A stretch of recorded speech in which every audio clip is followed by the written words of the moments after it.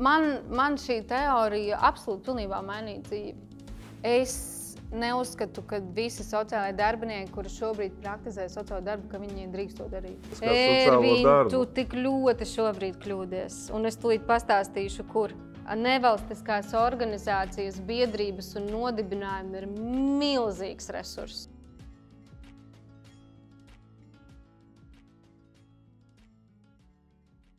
Šodien sarunā ar Ruti mēs pieskārsimies, man liekas, ļoti dziļām lietām. Par lomu, par integritāti, par prestižu, par attieksmi pret cilvēkiem, par profesiju. Un šī ir tāda būs intensīva saruna, nevis intervija, bet tik tiešām saruna ar diviem kaislīgiem cilvēkiem. Tātad, es saprotu, ka pie mums šodien ciemos uz podkāstu sasnāca cilvēks parastais. Mēs kā vienmēr parasti atrodamies brīnišķīgā Ventspils Valstspilsētas bibliotēkā, kurai šogad ir 105 gadi. Pasākumu rinda. Tātad, pie mums šodien ciemos ir Rute. Jā. Tas ir kaut kas igaunisks, somisks? Kā man apnicis, bet labi. Jā, es piekrītu. Es izcēlos ar baigu originalitāti. Īsā versija. Es nāku no kristīgas ģimenes. Mans tēvs bija mācītājs, un Bībelē ir tāds vārds Rute, jo ir tāda Rutes grāmata. Jā. Tad no turienes. Nav nekas interesantāks. Tas parādīja savu tumsonību. Okay. Jā, tad viesos ir Ruta. Un mums būs viena tāda interesanta tēma par integrālo sociālo darbu. Pareizi izteicos? Vai mums būs tēma par integrālo sociālo Pieeju darbu? Sociālo darbinieku profesionālajā darbībā. Jā, ir tāda integrālā teorija. Jā, okay, būs. Tas būs dziļi. Tas ir vispār dziļi. Okay. Tas ir dziļi. Tas ir dziļi, jā. Bet tajā pašā laikā tu esi strādājis arī par sociālo darbinieku, cik es zinu, Sarkanajā krustā, aprūpes birojā. Jā. Vai kaut ko esmu aizmirsis, vai kaut kas vēl ir svarīgs? Jā, es domāju. Izglītība ir. Eksistē. Eksistē. Tātad un kur? Stradiņu universitātes. Stradiņu. Beidzot man ir cilvēks, kurš nav beidzis attīstību. Aleluja. Labi, mēs tagad drusku esam iepazinušies par tevi, kaut ko dzirdējuši. Un kā tu vispār izdomāji? Kā tu nokļuvi sociālajā jomā? Vispār tad es varētu iedalīt tavu jautājumu divās daļās. Jo viena būs tā personīgā pieredze, un otra būs tā jau profesionālā, kur tu ar kaut kādu prātiņu sāc visu. Man vispār bija ļoti jautra bērnība, pateicoties savam tētim, kurš vairs nav šajā pasaulē. Viņš arī bija cietumu kalpošanas apvienības kapelāns, un viņa dzīve tika pavadīta kalpojot cilvēkiem. Tur es ieraudzīju visu. Jau ļoti agrā bērnībā es atceros, ka mēs arī vedām cietumniekus, kuri notiesāti uz mūžu, mēs vedām uz mūsu laukiem kā uz rehabilitāciju. Un es atceros, kad es biju maziņa un es sēdēju sava tēva busiņā, un es, protams, tad nezināju, ka man blakus ir cilvēks, kurš nogalinās citus cilvēkus. Neieju detaļās un visu savu bērnību neizklāstot. Man tēvs iemācīja mīlestību pret cilvēkiem. Bērnībā tika iemācīta cieņa pret visiem cilvēkiem, ka tu neesi labāks arī par to, kuram dzīvē nav paveicies. Tas tagad skan ļoti tā klišejiski un leiputriski, bet tā tiešām ir. Kāpēc tas skan ļoti aizmirsti, manuprāt? Jā, bet... Bet es pieļauju ar to, ka ne jau tas, ka šos vārdus vairs nelieto, bet to jēgu, ko tu viņos ieliec, kā es dzirdu, no tēva, kas ir mācītājs, kas ir kalpojis, kas ir cietumnieki, kas ir slepkavas, un tā ir dzīve, un tādi cilvēki ir. Tam ir cits saturs nekā šobrīd, kad no visām pusēm jābūt cilvēciskam. Jā, bez birokrātijas. Jā. Es neatceros, kad mēs pildījām dokumentu par to, kāds intervences plāns ir veikts ar šo cilvēku. Jā, un kā mēs saprotam cilvēcības definīciju. Jā. Tas vienkārši nāca no paudzes uz paudzi. Jā, tas tika, es ticu, ka arī tā ir lieta, ko tev ieliek ģimenē. Jā, tieši tā es domāju. Tev parāda to visu. Un, bet ir bet. Tātad, kāpēc es atgriezīšos, kāpēc es gribu iedalīt divās daļās, personiskajā un profesionālajā? Tu nevari, es uzskatu, šī arī būs cita tēma, kurai mēs varam pieskarties. Es neuzskatu, ka tu vari tikai ar sirdi veikt sociālo darbu. Tur bišķiņ prātiņam arī ir jābūt. Es domāju, kurš tev piekritīs. Jā. Un vēl viens kadrs bija, kā es pat teiktu, prātiņam varbūt tas skan tā, bet zināšanām jābūt. Es domāju, prātīgumam pat. Es domāju, ka arī prātīgums var būt bez zināšanām, bet tam ir jānāk vai no pieredzes, vai no zināšanām, manuprāt. Labi. Okay. Labi, es varētu tagad stundām stāstīt par savu tādu privāto, personisko pieredzi sociālajā darbā ar cietumniekiem, cilvēkiem no reģioniem, dzīvniekiem, būtnēm un tā tālāk. Bet par to profesionālo. Tas viss notika netīšām. Man liekas, tas tāds klasiskais, cik es dzirdu, sociālo darbinieku stāsts. Netīšām mani uzaicināja strādāt, aizvietot darbinieci Latvijas Sarkanajā Krustā uz mēnesi. Tipa tas ir tas stāsts uz mēnesi un tad palika. Cik garš ir mēnesis? Jā. Un vienmēr cekot mēnesis aizgāju uz 6-7 gadiem, bet, protams, ar pārdomām pa ceļam. Un tad izglītība piespiedu kārtā, kam es tik ļoti pretojos, jo man likās, ka cilvēki ar augstāko izglītību ir iedomīgi snobi, kam tā augstākā izglītība ir vajadzīga, ar cilvēkiem jārunā vienkāršā valodā. Man likās, ka cilvēki ar augstākām izglītībām kļūst ciniski, jo teorija tā kā pārņem tavu sirdi. Tā ir mana šī brīža tāda. Es to esmu varbūt arī personiski pieredzējusi, nesaucot vārdā. Vai es atbildēju uz jautājumu? Nē. Labi. Nezinu. Nav komentāru. Jautājums bija, kā tu nokļuvi sociālajā darbā. Tu viņu saliki divās daļās. Viens ir no ģimenes tā kā mantojums.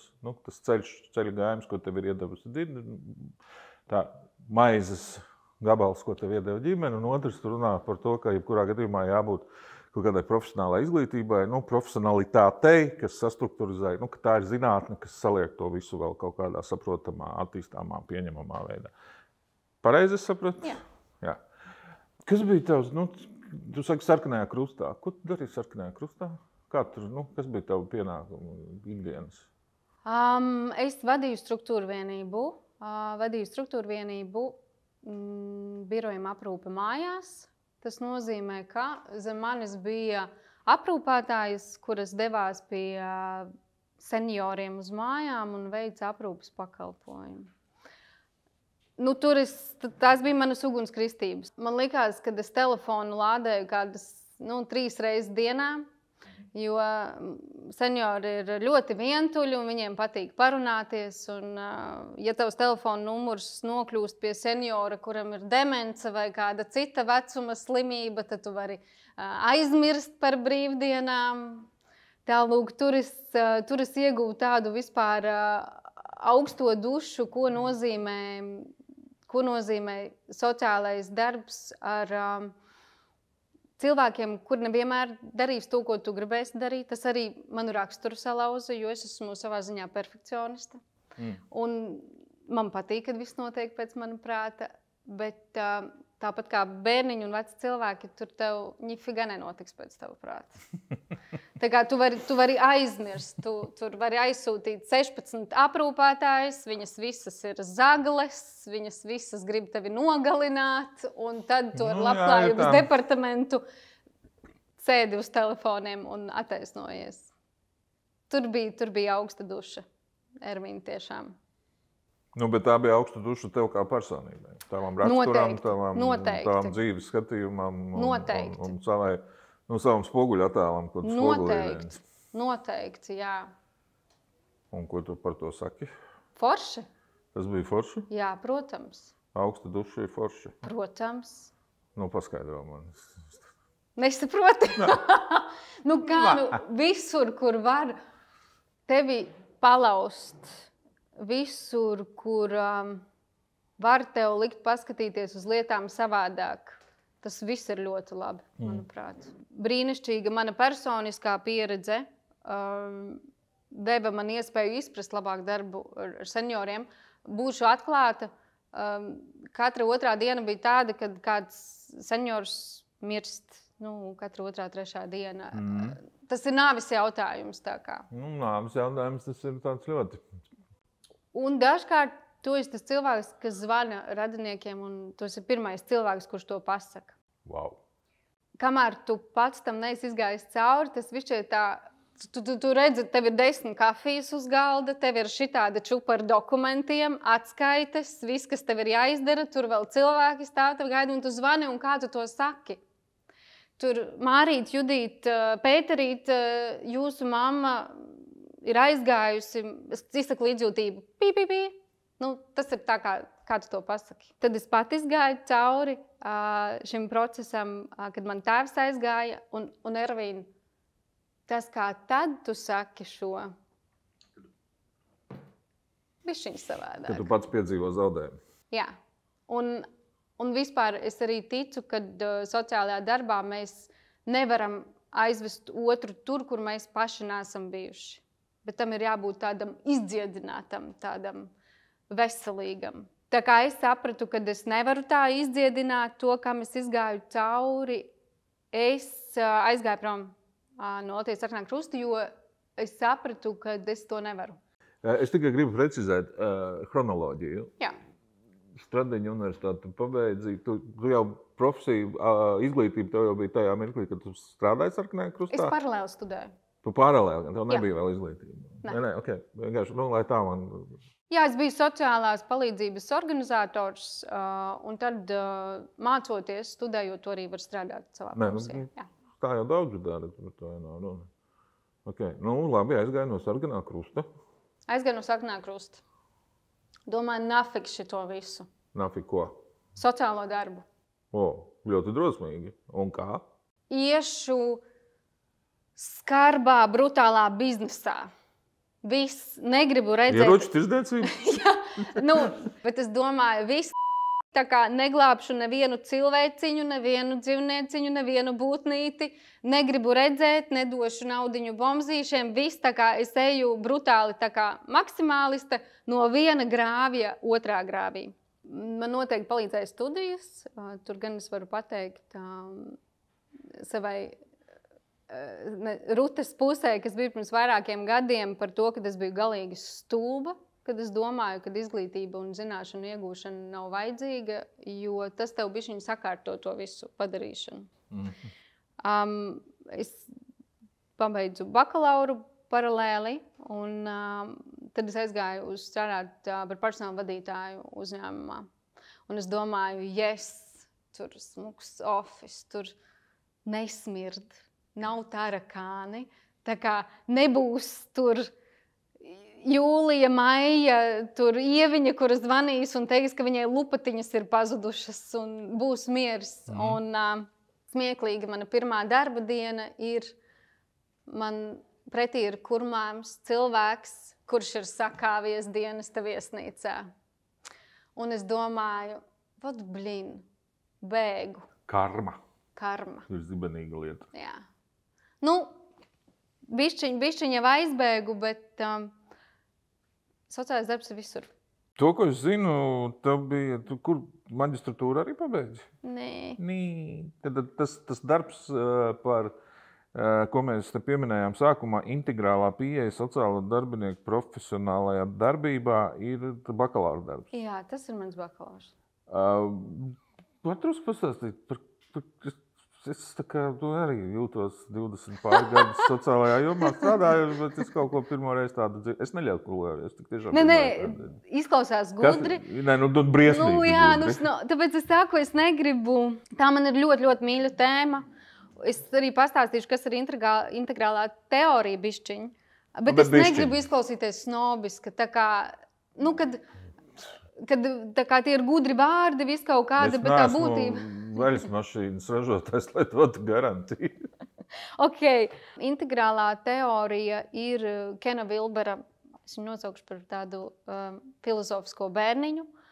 Viņš ir amerikāņu filozofs, transpersonālās psiholoģijas praktizētājs. Ļoti, ļoti gudrs cilvēks, manuprāt. viņš ir izveidojis šādu teoriju. Ir dažādas teorijas sociālā darbā, vai ne? Nu, Runā. vienīgais, ko es atceros, ka ir grāmata Peina. Ļoti tāds simbolisks uzvārds, ja tulko no angļu valodas, jā, un tur ir kaut kāds apkopots par teorijām. Jā, nu ir tādas teorijas. Ir arī izdoti visādi sējumi, ne visādi, bet konkrēti no teorijas praksē un no prakses teorija. Tā, ka, nu, ir tādi, ja? Ir tādi. Nu, ja tu tā saki. Un viņam ir ļoti, ļoti interesanta teorija.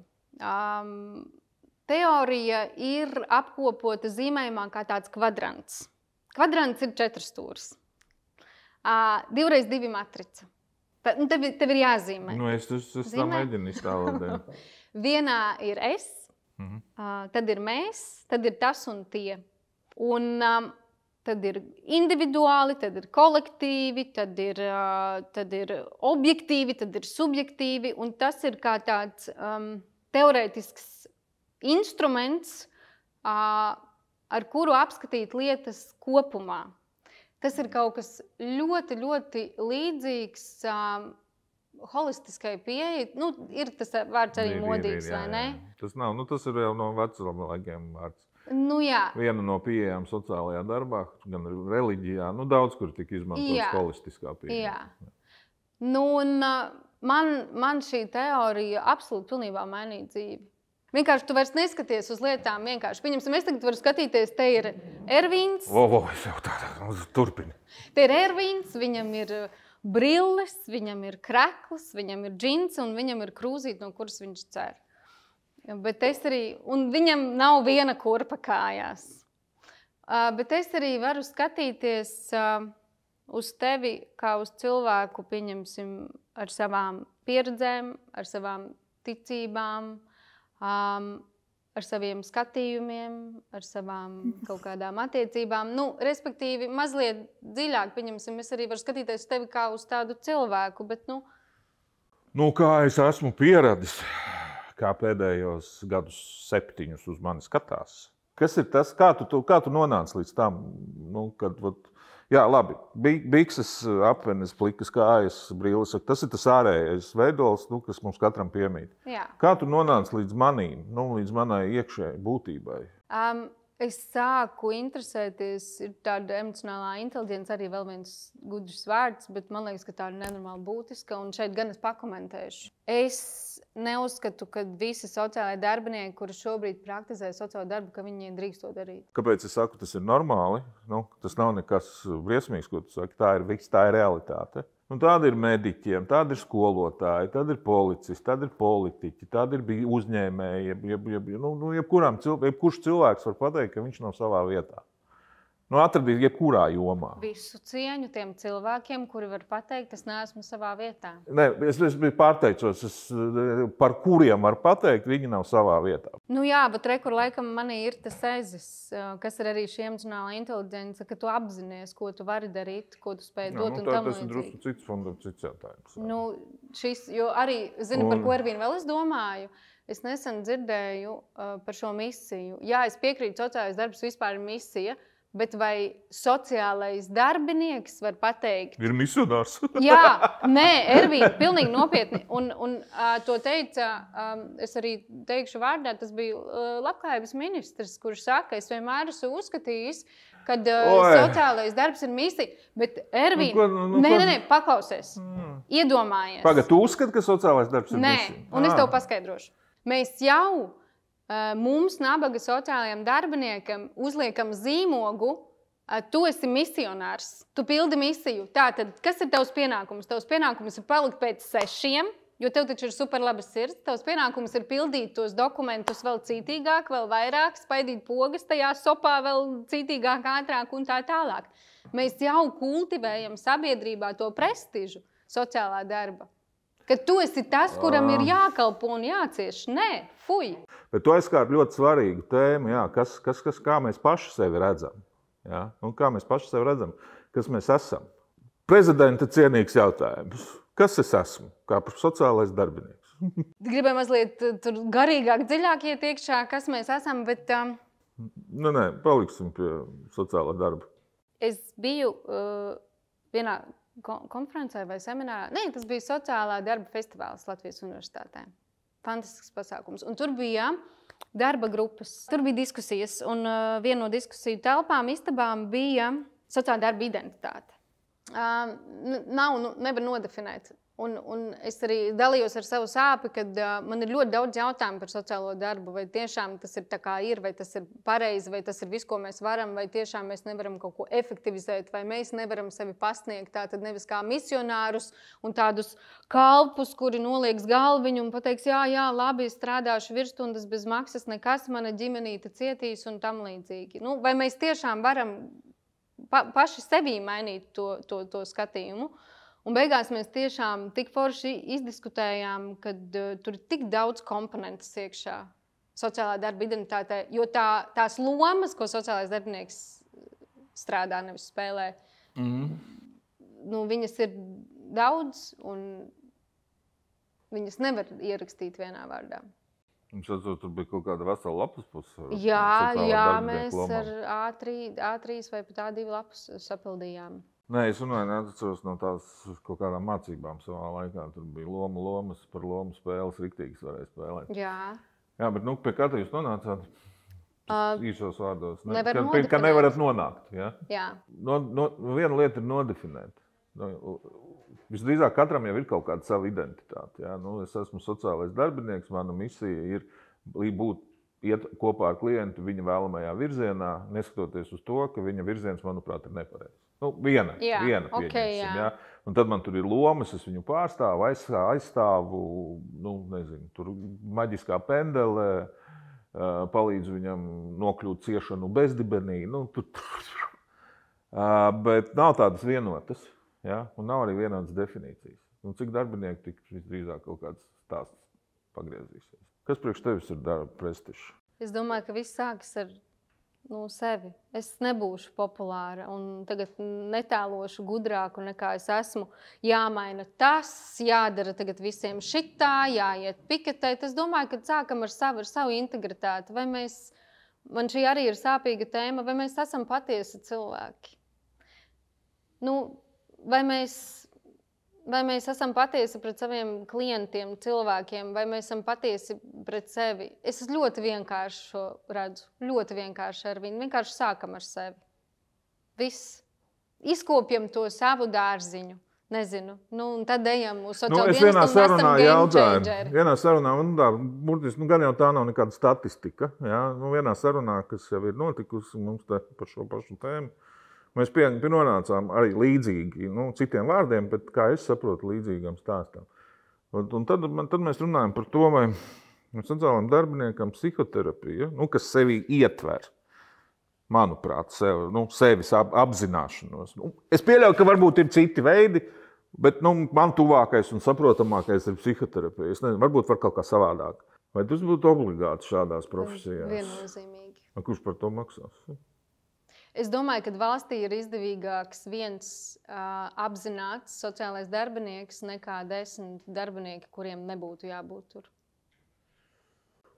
Tu tā baigi nemoderni, nepareizi. Manuprāt, tu baigi nepareizi runā. Nē. Bet man patīk. Es uzskatu, ka nav efektivitāte, un es nerunāju to, ko esmu TV-netā izlasījusi, vai Delfos, vai Jūlijas tante teica, ka viņai pagastā māsicas brālēns tā strādā. Es runāju no savas pieredzes.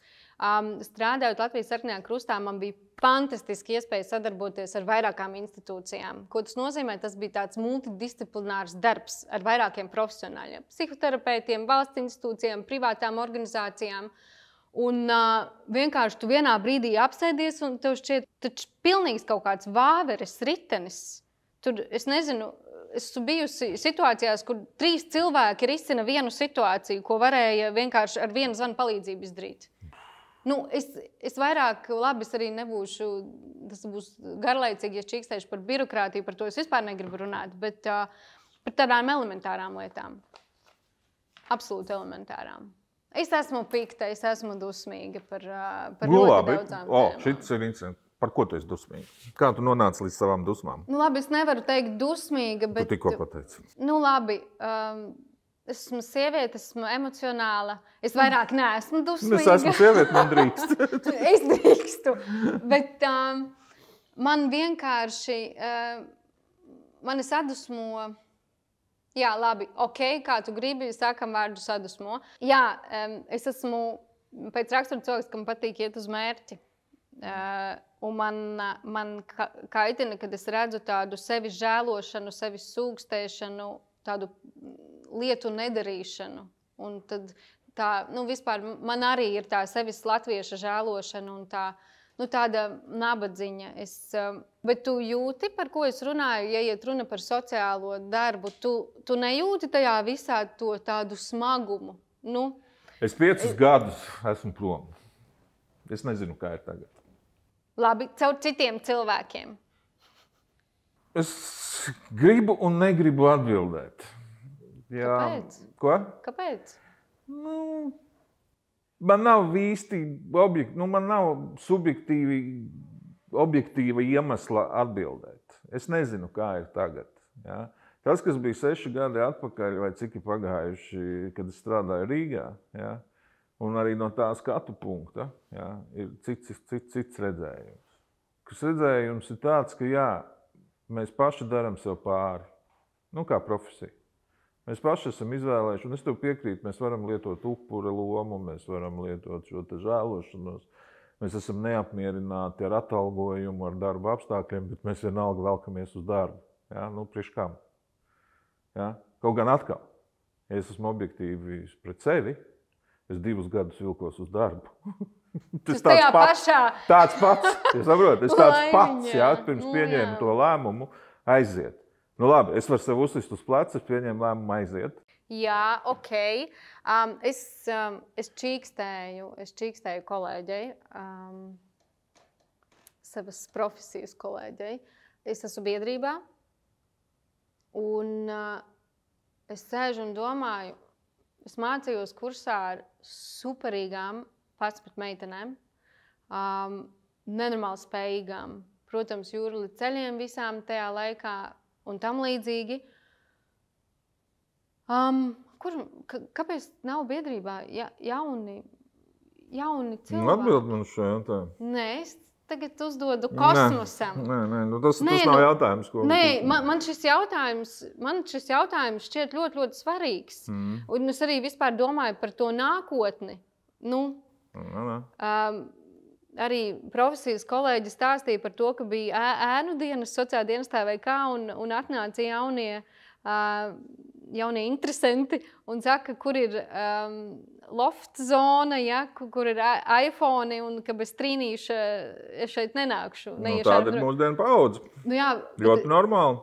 Nē, jā, bet te ir arī tas jautājums tagad par to mūsu nākotni. Tātad, pagad, tu pati atbildēji, viņi atnāk, un tad vairs nav misija, jautājums par misiju.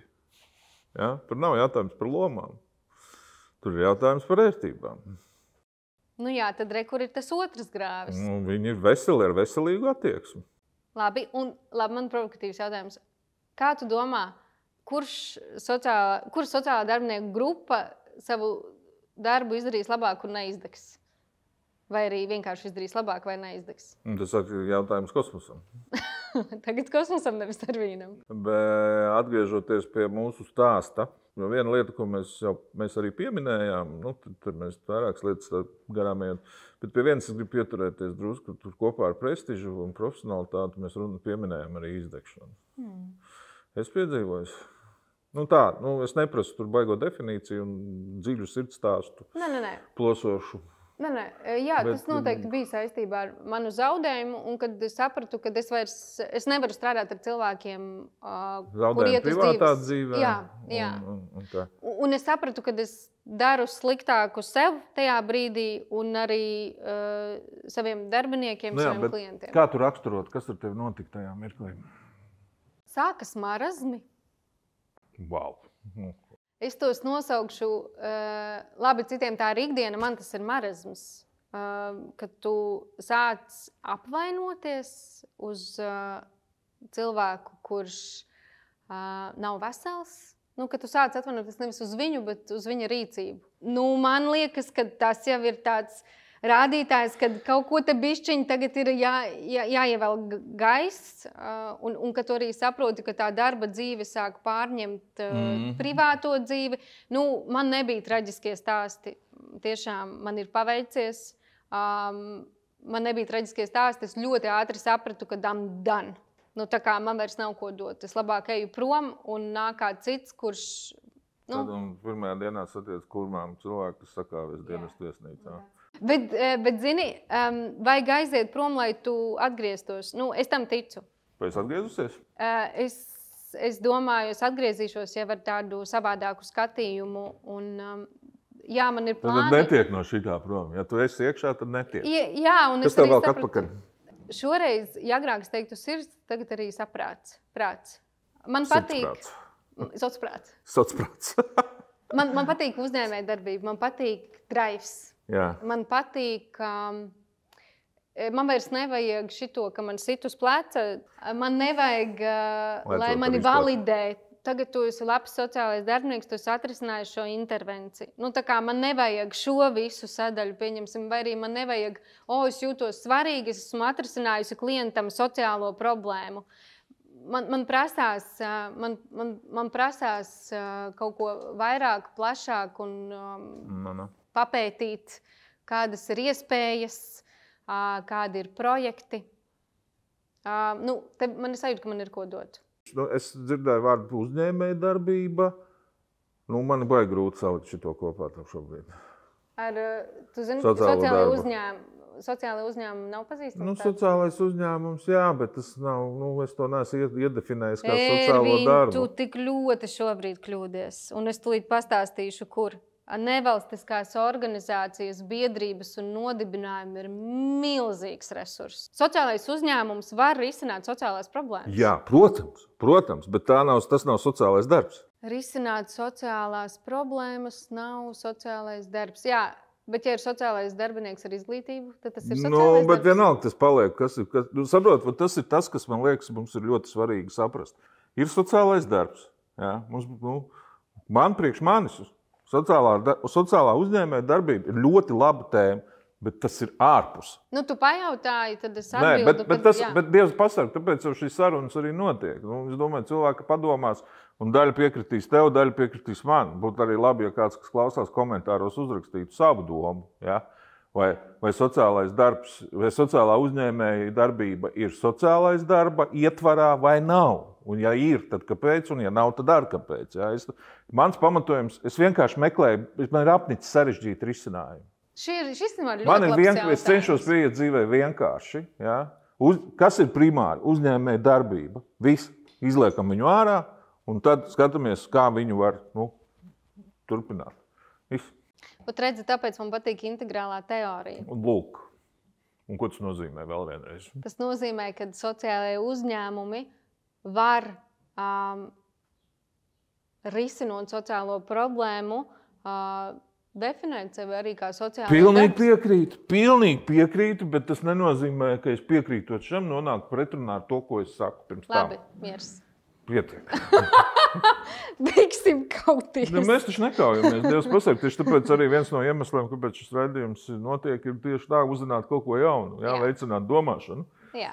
Lai arī klausītājs vai skatītājs izdomājas par kaut kādām lietām. Man liekas, tas tavs pienesums, kas šobrīd tādiem diezgan tiešiem vārdiem, viņš ir ļoti labs. Un līdz ar to arī gribētos tā saprast, uz kurien mēs ejam. Kā tu redzi sociālā darba nākotni? Jā, šī ir diezgan tāda smaga tēma. Laikam, reti kurš šobrīd varētu kaut ko pozitīvu pateikt. Lai patēlotu gudru, es varu padalīties, es iemaldījos Latvijas universitātē arī vienā pasākumā, kur bija pētījumu apskats, un viens no pētījumiem bija arī par to, ko nozīmē vārds krīze. Un šim gan es varētu pieskarties šajā kontekstā. Mums ir jāmaina, atkal tas tik gudri, krīzes intervences. Mums ir jāmaina, kā mēs skatāmies uz cilvēku krīzes situācijā, jo šobrīd krīze vairs neilgst. Un es citēju, to neesmu izdomājusi. Paldies vēl gudrākām galvām, kuras to ir sapratušas, kad mums jau krīze pieņemsim, palīdzot Ukraiņu bēgļiem, nu, tas nav intervences plāns, kuru 5 dienās var atrisināt. Tas ir gadiem. Es domāju, ka šī ir viena no lietām, mums ir jāmaina intervence tieši krīzes situācijā nokļuvušiem cilvēkiem. Tas būtu numur 1. Un otrkārt, es pastāstīšu kaut ko smieklīgu. Es Facebookā atradu pasākumu kvadroberu sajietas. Tu zini, kas ir kvadroberi? Tie ir cilvēki, un es nesodu, tie ir cilvēki, kuri apģērbas par dzīvniekiem, par suņiem un kaķiem, un taisa trikus, un viņi staigā un skrien, un tās bija domātas kā kvadroberu sacensības, ko es cerēju, ka tās būs. Un es teikšu atklāti, es tīri profesionāli, kā sociālais darbinieks, es gribēju aiziet un apskatīties, kas šajā pasaulē notiek, jo, būsim atklāti, mums ir jāiet līdzi visam, kas notiek, jo mēs nezinām, kurš būs mūsu nākošais klients. Suns vai kaķis? Tu gribi smieties. Mēs esam sociālie darbinieki, mums ir jābūt atvērtiem nākotnē. Ervīn, tā ir mūsu nākotne. Protams, beigās izrādās, kad kolēģis smējās, es esmu blondīna, beigās izrādās, ka tas bija aprīļa joks, bet es arī aizbraucu uz to Lucava salu un es izgāju ārā un tur nekas nenotika, bet pieteikušies pasākumam bija vairāk nekā 1000 cilvēki. Tas nozīmē, ka interesanti ir, es nezinu, cik tur cilvēki reāli piedalītos, kā mēs viņus nosauksim, mākslinieki, būtības, personības, un cik būtu skatītāji, bet Ervīna rekur ir atbilde. Manuprāt, tā ir arī mūsu nākotne. Un es nevaru teikt, ka viņi ir bēdīgi vai nebēdīgi, bet kā mēs, Ervīna, zinām, kas būs ar mūsu bērniem, kāda dzīves ceļa viņiem, kādas viņiem būs sociālās problēmas? Man ir vienkārši skaidrs viena lieta. Man ir pilnīgi skaidra uz šo brīdi. Latvijā sociālais darbs izmirs kopā ar tautu. Bet, Ervīn, tu piekritīs, kamēr ir kaut viens cilvēks Latvijā, būs arī sociālais darbs. Tāpēc es arī gribu saprast, kādu nākotni tu redzi. Es neuzskatu, ka sociālais darbs izmirs. Es nepieņemu to. Jo? Jo tā ir tāda, es nezinu, vai tā ir filozofija, vai tā ir pārliecība. Jo es saku, kaut viens cilvēks būs arī sociālais darbs. Jā, man liekas, tas ir svarīgi. Es domāju, tas ir svarīgi, jo saprast, kā mēs redzam to nākotni.